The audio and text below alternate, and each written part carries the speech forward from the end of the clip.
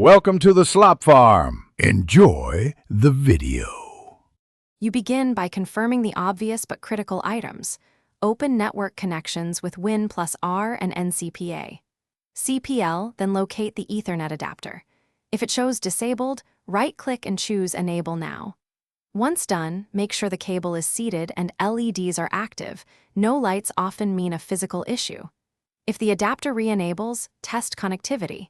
If not, proceed. This step gets you moving immediately toward a fix, while eliminating simple causes that waste time. Next, head to Device Manager and expand Network Adapters to find the Ethernet device. You must check its status and error icon. If it's disabled there, enable it.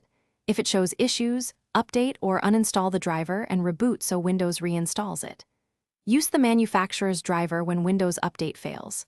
Also, open adapter properties and disable any power-saving options that can turn the NIC off. These steps address software and OS-level causes that commonly keep an adapter disabled. Finish by resetting the network stack and verifying firmware.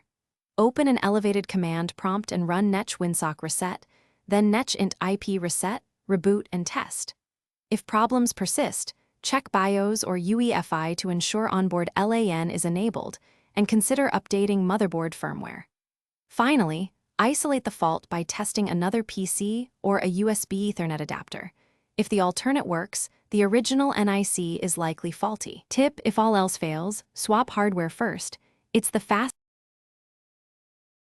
Thanks for watching. Consider subscribing if we helped you today.